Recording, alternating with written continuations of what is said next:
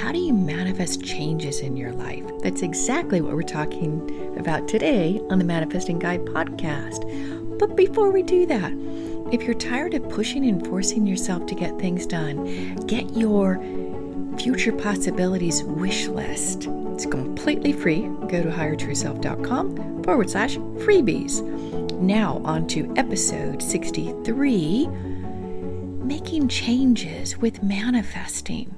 All right, I'm so happy you're here. This is Ariana Rollins. Let's talk about changing, because we all want the benefit of what change will bring us. We want the slimmer body. We want the new relationship. We want the clean and tidy house. We want the new house. We want the new car. Those are all what we would call changes. Desires that we want to happen, either material things to bring into our life or changes with our physical body. Change is not easy for most people. In fact, it's really hard for some people, especially those on the autistic spectrum, that they need the ritual and the routine to make themselves feel calm and safe. I'm watching a fabulous Netflix series. Yes, I do love series because it's like I get attached to the actors and the actresses and the storyline, and then it's over in an hour and a half or 2 hours. So series, I really like it. So it's called Atypical. If it's something of interest, I highly recommend it. It's really well done. So this young man is on the spectrum, highly functioning, Asperger's, and it's his journey of how he sees the world and how he calms himself when things happen that are not anticipated and out of his routine. So going back to this idea of change. So someone on the autistic spectrum, change is traumatizing. It's traumatic. And that to live in this, what I would call very off-track world where we are aggressive, we are self-serving, we are short-term intention focused. As a general rule, I mean, look at where we are now as a humanity on the, whole humanity on the planet. A lot of stuff's going on. So the world, for those people coming in who are sensitive, all babies are sensitive, we know that. But some people lose their sensitivity and they get tough, right? Yeah, I'm sure you've witnessed that. I believe as humans, we are meant to maintain our sensitivity, not just as a baby and a child, but as a spiritually evolving human, we are meant to be sensitive. So, it's my personal theory that autism is more natural than the hard shell that we have to develop to be able to drive a car at high speeds, to be able to push through and get projects done even when we're tired. Those are not natural things. We're living in a world which is really hard on people who are sensitive. So back to this notion of manifesting changes. We absolutely can do that. We can use manifesting techniques to make changes in our physical body, our health or our well-being, our emotions, how we react to the world, and also changes to bank account, to physical things that we want to bring into our life, experiences we want to have. Manifesting is not just about attracting stuff to ourselves, which stuff's great. I really enjoy the material plane. But I see manifesting is a way to make the change we want to happen in a smoother, more harmonious way, because change is not easy. Even think about someone wants to get married and it's their passion to get married and have children. Well, there's the change of maybe living on their own. They've got their routines, they've got their work life balanced, and they've got their friends, they've got their activities they enjoy, their hobbies. Well, they love the idea of being married and having a baby. Would you say that's going to require a bit of adaptation? Are there going to be a few changes they're going to have to make? Absolutely. So even good change can be stressful, let alone loss, or what we would call a negative change in our life, like a health diagnosis or a loss of job or income. And that's all change. And when we think about preparing for what we want to manifest, that's preparing our mind, our emotions, our body for the inevitable change. Whether it's good change, well, I don't know if you can prepare for bad change. Maybe you can. That would probably be a good podcast.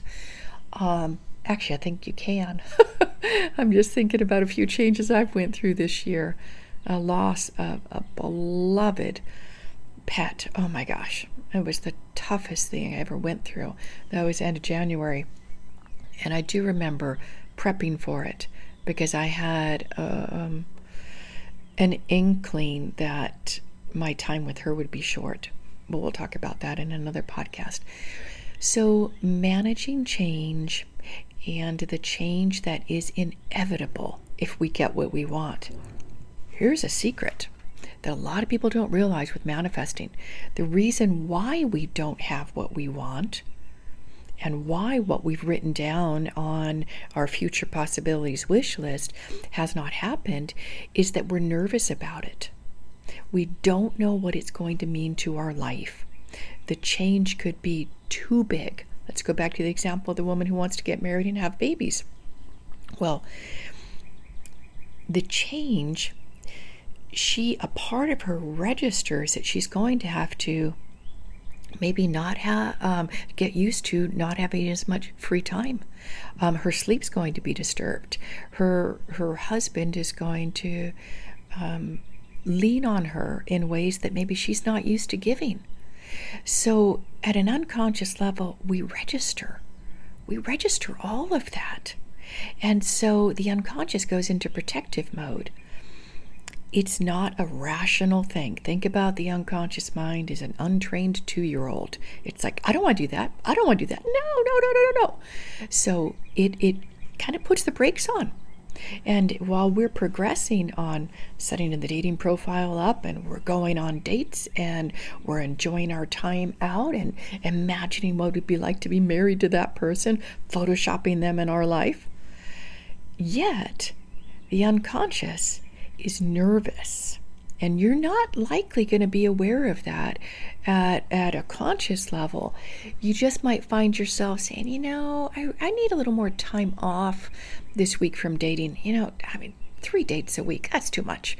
Yeah, I have been hanging out with my friends. And oh my gosh, my workouts have slipped. And I'm not meditating as much. I'm going to cut back. I'm going to do 1 date a week. So you'll start to notice the subtle shifts. You'll start to notice you're pulling back from the intensity.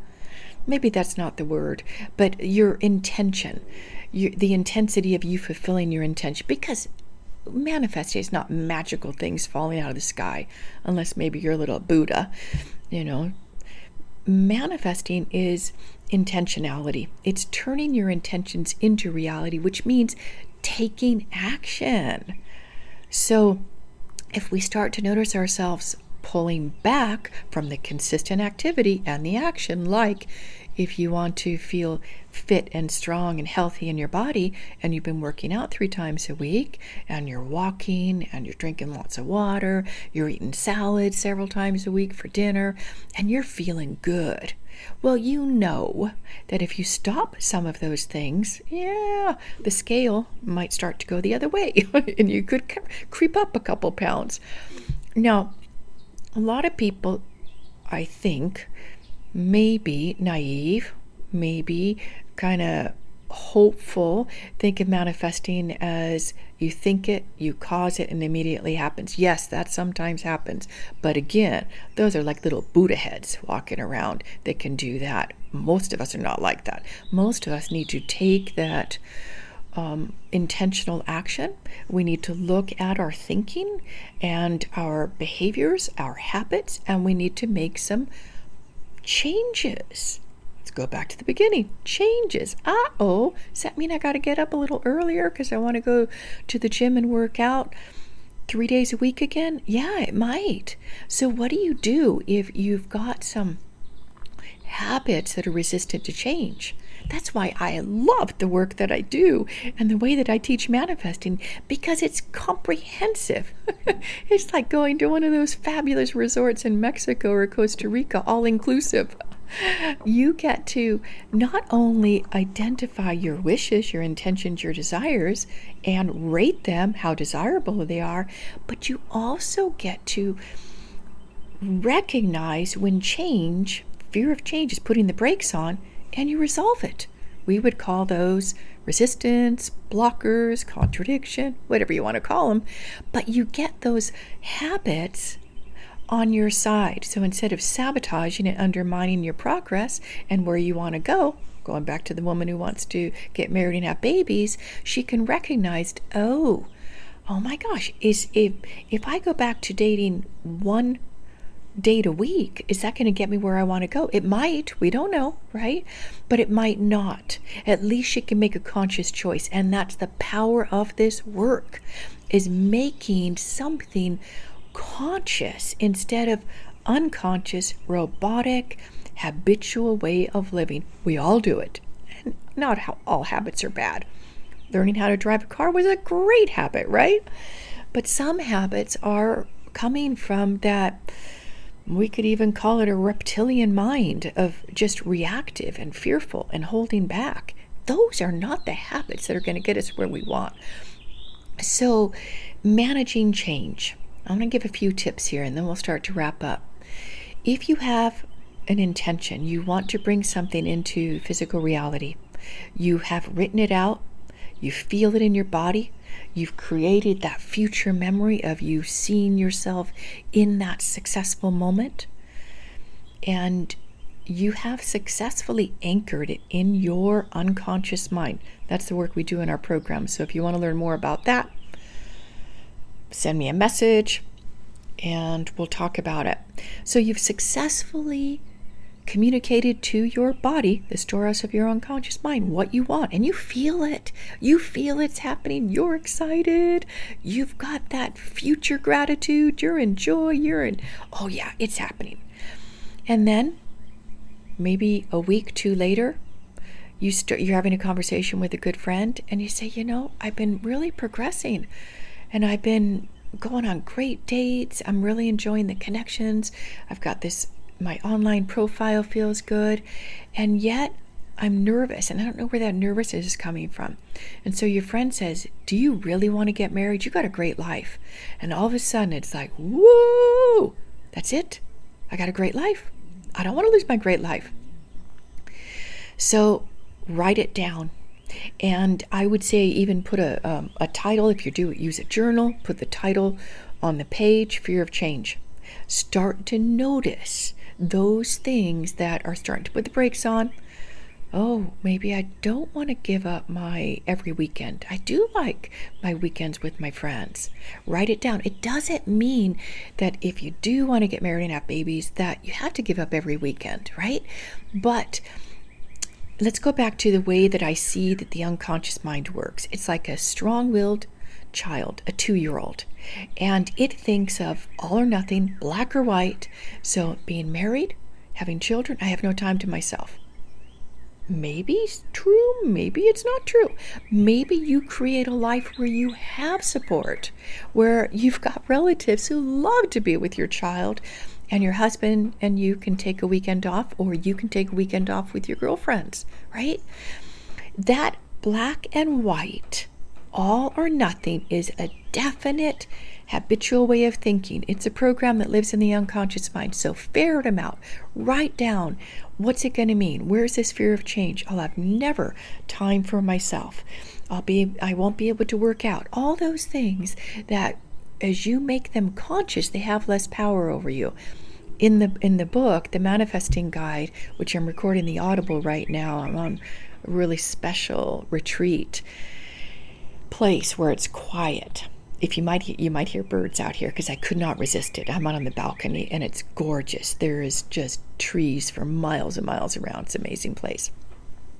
So as I'm recording the book, there is a chapter in there that talks about preparing for what we want.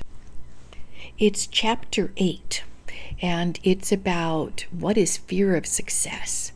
And there's an exercise in there that's fantastic. It came to me just recently. And that's the thing with writing a book. A book never seems to be done. It's like raising a child, right? Or training a puppy. There's always things to do on it. So I am cutting it off. I'm not adding more chapters. I'm not adding more exercises.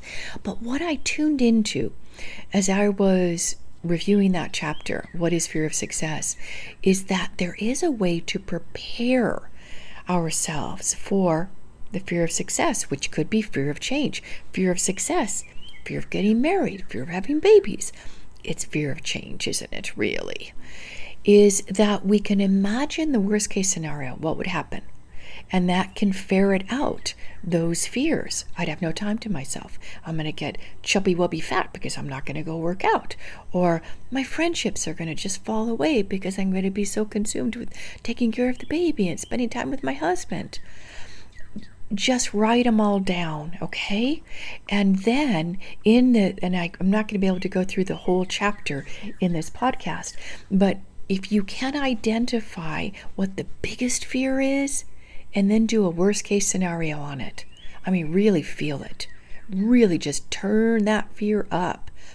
And then ask yourself, can you accept it? Can you settle? Now, for some people, giving some things up to be married and have a baby, yeah, they're willing to do it. And when you get to that point of calmness and peacefulness in your body, you know you've accepted the worst case scenario. And my beloved friends, we know it's never going to be that. The worst case scenario is the fear of change. And if we can even settle to that, well, guess what? We're going to be good as gold. It's going to happen because we have accepted it. All right. Thank you so much for listening. I really enjoyed this. And if you like the episode, please forward it, share it with someone, and maybe leave a review wherever you listen to your podcast. I'm so grateful for this time. And remember, when you love and accept yourself, you have an unshakable confidence, and the world can't rock you. So much love. Bye for now.